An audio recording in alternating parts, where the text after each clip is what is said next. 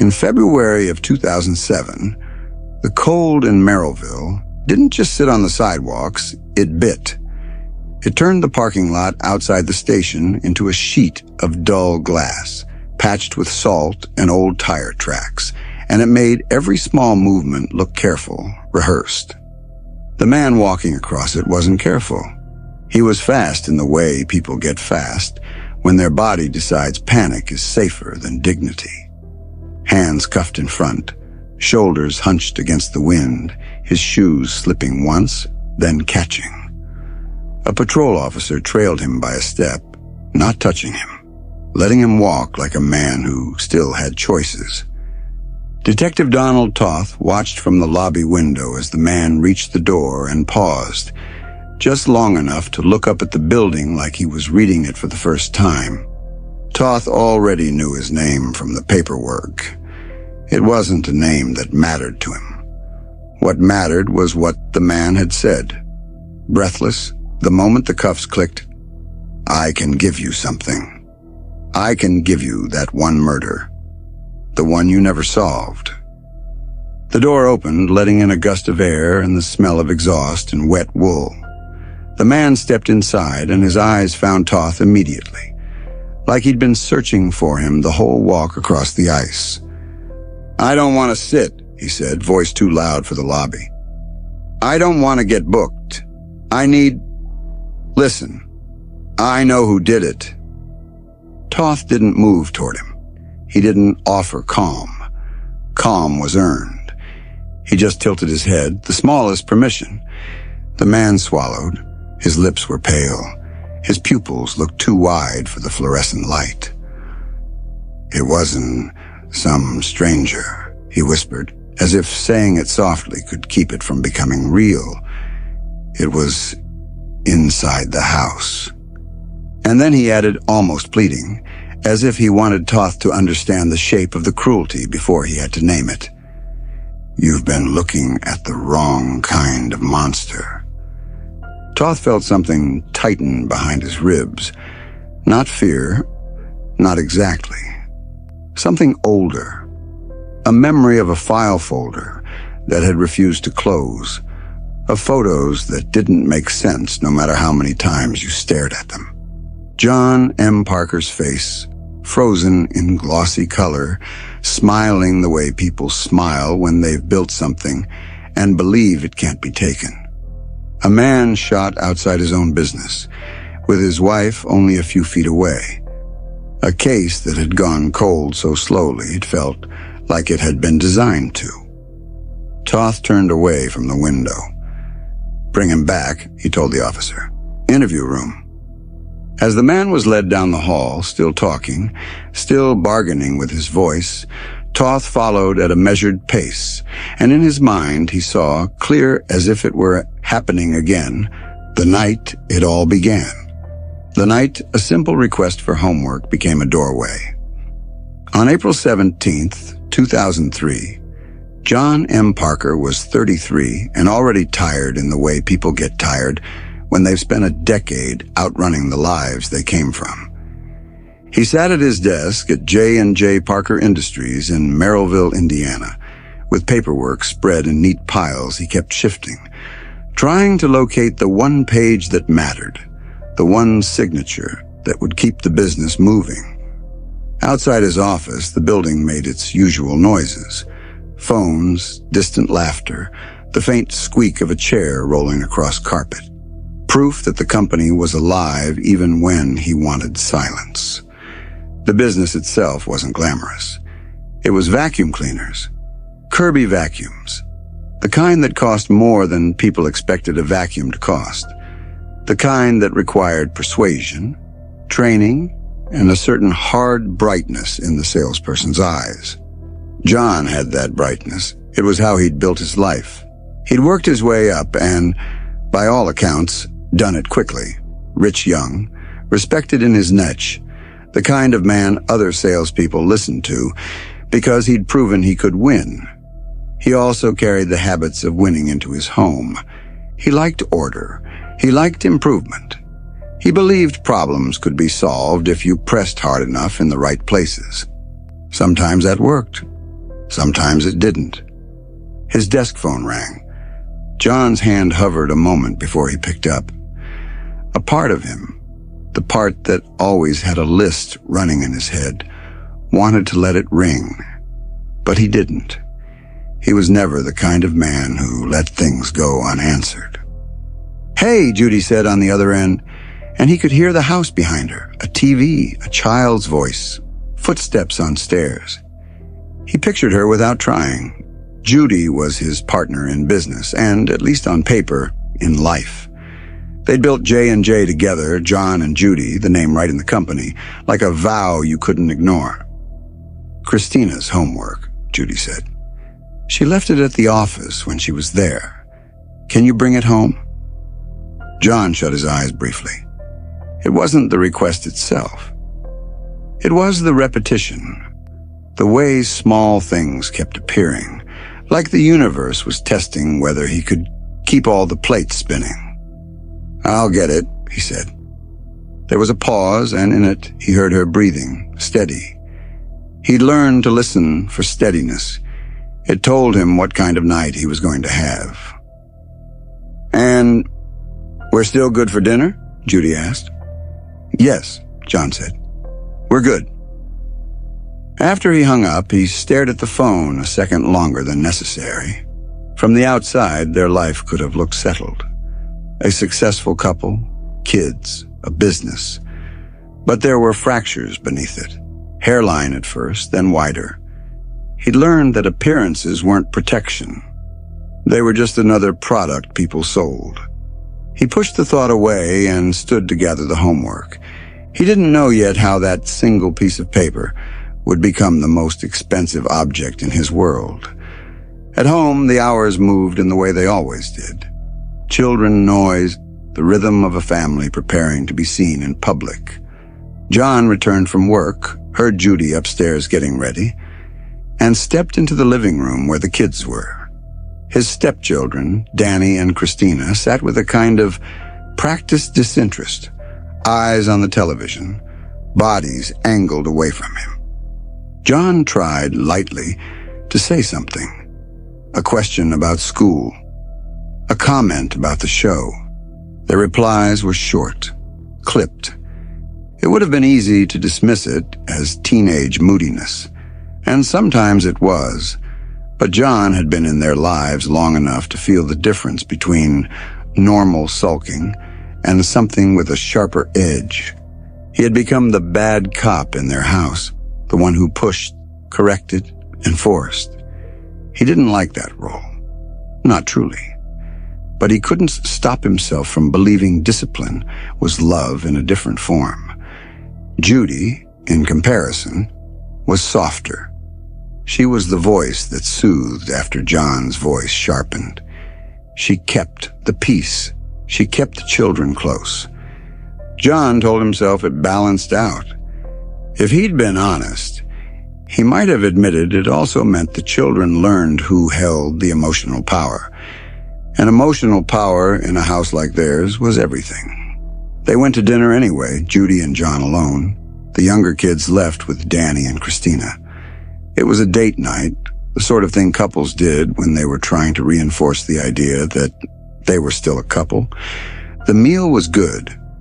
The conversation was almost normal. John felt the strange relief of sitting across from his wife and not fighting. Then, partway through, the phone rang. It was Christina. Where was her homework? John's face warmed with embarrassment as he realized, suddenly and completely, that he'd forgotten it. Judy didn't yell, she didn't scold.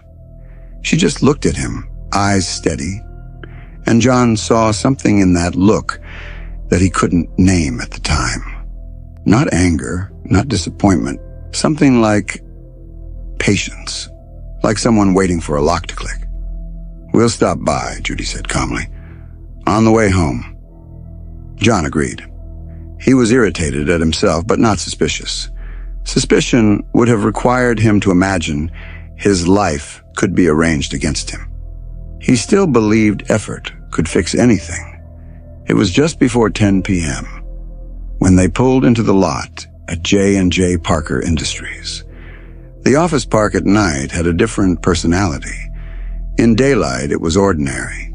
Cars, glass doors, signs, the hum of commerce. At night, it became hollow. The buildings looked like they were holding their breath. The parking lot lights cast pale circles on the pavement, leaving deep pockets of darkness between. Judy stayed close as they walked inside. An employee was still there, someone who worked long hours, the sort of person John relied on. John exchanged a few words with him, then led Judy toward his office. The building felt too quiet. Even the air conditioning sounded loud. Judy went straight to the desk. She took the homework. John watched her move with efficiency. No hesitation, no searching, like she'd already known exactly where it was. She headed back out. John lingered. The employee mentioned he might be leaving soon. John, in work mode, told him to finish up. Then John remembered the leftovers from dinner sitting in the car. He'd barely touched them. He decided to bring them in. It was a small gesture, a normal one. John stepped back into the night. The cold hit his face immediately. The air smelled like damp asphalt and distant exhaust. He walked to the car, opened the back door, and reached in for the white foam container. Judy was already in the passenger seat. When she turned to look at him, her expression was unreadable in the dim light. "I'm going to give this to him," John said. Judy shrugged, casual. "Fine." John lifted the container. He heard footsteps on the pavement behind him. Soft, quick, the sound of someone who knew exactly how many steps it took to close the distance. John began to turn. He didn't get all the way. A gunshot split the night, then another. Judy ducked instinctively, hands flying up, breath sucking in so sharply it almost sounded like laughter. An involuntary noise that meant nothing and everything. When she looked back, John was falling hard to the pavement, as if his body had been unplugged. A figure in dark clothing crouched over him briefly. So briefly Judy would later struggle to describe what she'd seen, then sprinted away into the darkness. Judy's scream tore out of her like a reflex. She ran to John, calling his name, hands hovering over him, without knowing where to touch. Blood pooled beneath his head, dark and spreading. Inside the building, the employee heard her and came running. Judy shouted for him to call 911, and in that moment, under the harsh parking lot lights, John M. Parker's life ended behind his own ear, the shot precise enough to feel planned. By the time detectives arrived, the scene had already started to harden into something permanent. Yellow tape, photographs, gloved hands, 2 shell casings were found. .25 caliber. John's wallet was missing. At first, in the absence of anything better, investigators considered robbery. A man shot in a parking lot, wallet gone. It fit a shape they recognized, but the more they looked, the less it felt like random violence. John still wore jewelry. His watch was still there. The place itself, a secluded office park, was an odd hunting ground for a spur-of-the-moment mugger. And Judy's story, while coherent, had gaps in the way trauma stories often did. Moments where memory turns to blur. Detective Donald Toth sat across from her later, in a small interrogation room that smelled faintly of disinfectant and old coffee. Judy cried. Her hands shook. Her voice wavered. She repeated the same facts. Dinner, the forgotten homework, the stop at the office, John stepping out to retrieve leftovers, the shots. Then at one point, something in her shifted, so fast it made the hairs on Toth's arms lift. Her crying stopped. Her posture straightened.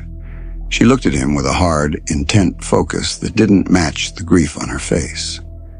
"You better find who did this," she said. Toth had spent enough years in interview rooms to know that people can change gears under stress. Survival can look like coldness. Shock can look like control. But sometimes the switch is something else. He asked her who might have wanted John dead. At first, she said no one. John was a good husband, a good father, a good boss. Then she remembered a former employee, someone John had argued with. Detectives chased that lead. The man had an alibi. It went nowhere. They looked at John's business life, at people who might have resented him. They looked at Judy's finances, at her potential gain. They listened to whispers about the marriage that didn't sound as happy as it looked. They looked briefly at everyone, and still nothing stuck. 4 days after the murder, another lead arrived, and it came from a direction that felt almost obscene. A school resource officer contacted investigators with a report. 2 15-year-olds had been found with a large sum of cash, and they claimed it was payment for a plot against John Parker.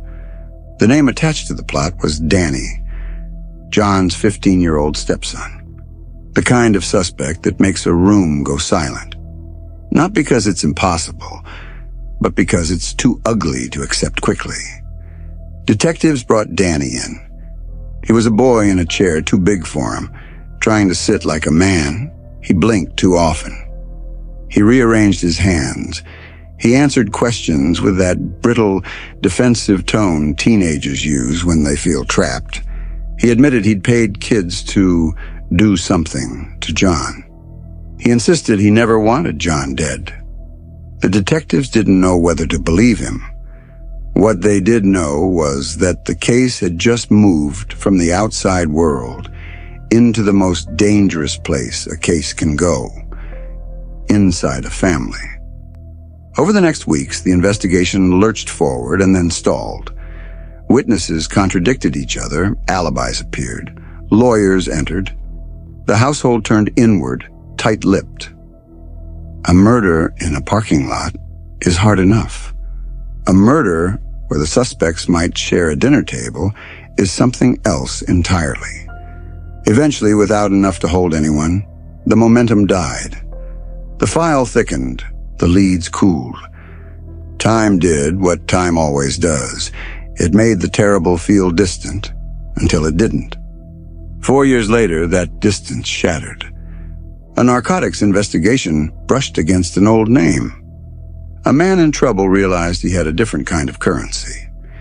And in February of 2007, as Detective Donald Toth sat with retirement approaching, his career folding toward its end, the case that had refused to close suddenly reopened in the most human way possible, with someone talking. In the interview room, the man Toth had watched cross the icy parking lot leaned forward, cuffs clinking softly. "Look," he said, "I'm not a good guy, I know that. But I lived with somebody, and you got this murder hanging out there like it doesn't matter anymore." Toth said nothing. The man's voice dropped anyway, as if the walls might listen. "It was the family," he repeated. "It was planned. And it's worse than you think." Toth felt his pulse steady. Not because he was calm, but because something in him recognized the sound of truth arriving late. "What do you know?" Toth asked. The man licked his lips. His eyes darted toward the mirrored glass. "She told me," he said, and there was a flicker of disgust on his face, like the confession itself made him sick. "She told me who pulled the trigger. She told me who set it up." Toth's voice stayed level. "Names?" The man hesitated. Then he gave them. And in the second, after the names landed in the air, the room felt smaller. Because Toth understood immediately why the case had always felt wrong when he tried to force it into the shape of a robbery or a business dispute or a stranger's violence. This wasn't that. This was domestic logic taken to its final conclusion. A family story told with a gun. In the months that followed, investigators rebuilt the past with the brutal clarity that only confession can provide. They learned that the homework call wasn't a mistake. It was a lure. They learned that money moved through the family in ways it shouldn't have. Checks falsified, funds redirected, sums large enough to make teenagers bold. They learned that earlier plots had existed, attempts that failed, plans that shifted, patience that hardened. And they learned, finally, what happened in that parking lot on April 17th, 2003, when John M. Parker stepped into the cold night with the leftovers in his hand. The gun was a .25 caliber pistol. The shooter was young, masked, dressed dark, moving with the stiff determination of someone doing something they don't fully understand until it's too late. John had his back turned. The first shot struck him behind his ear. The second casing, the one that had always bothered investigators, made sense later when the shooter admitted the gun discharged again as he fumbled at John's clothing to take the wallet to stage the scene as robbery. And the identity of that shooter, once the haze of maybe burned away, was as stark as it was unbearable. Daniel Lee Hicks, John's 15-year-old stepson. But the trigger pull, investigators concluded, wasn't the beginning. It was the final step in a path laid down by someone older, someone practiced at persuasion, someone who knew how to sell a story. Judy Denise Parker, John's wife, was identified by authorities as the mastermind of the plan. To get her children to cooperate, she framed John as the villain inside the home, controlling, abusive, dangerous, while presenting herself as the one who needed saving. Money was the motive that held everything together in the ugliest way. In divorce, she would have received half. In death, she wanted it all. Christina Hicks Grabsky, 17 at the time, admitted her part. She helped set the trap with the homework story, and she purchased the gun with money supplied through Judy. In 2008, Daniel Lee Hicks pleaded guilty, admitting he was the gunman and agreeing to testify. In 2009, Judy Denise Parker pleaded guilty in Lake County to conspiracy to commit murder and was sentenced to 33 years. Christina Hicks Grabsky received a 5-year sentence for assisting a criminal. Years later, the story kept unraveling even after the courtroom doors closed. Daniel was released in 2016. Christina was released in 2013 and later died that same year, reported in later coverage as a drug overdose, an ending that felt less like punishment and more like residue, a life that never found its way back to normal after what she helped set in motion. Judy's sentence carried her toward parole eligibility in 2023, the calendar itself marking the slow return of someone the case had once made infamous. And Detective Donald Toth, who had carried the file for years, had his resolution at last, but not the kind that makes a man feel clean. Because even when the truth is known, the mind keeps returning to the simplest, most human detail. A man trying to do the right thing, a husband agreeing, casually, to bring home homework, a family that turned that ordinary request into a weapon. In the end, there was no mysterious stranger hiding in the dark. There was only a house and the stories people told inside it, and what those stories were able to make a child do. And if you wanted to understand the horror of it, the real sleep-stealing horror, you didn't need to picture the gun. You only had to picture the moment before. John Parker lifting a foam container from the back seat, his wife in the passenger seat watching, footsteps closing behind him, and the way the night, after the shots, went quiet again. Like the world had decided it didn't want to know what a family was capable of until it absolutely had to. This was Midnight Horror Society, dark curiosity for sleep.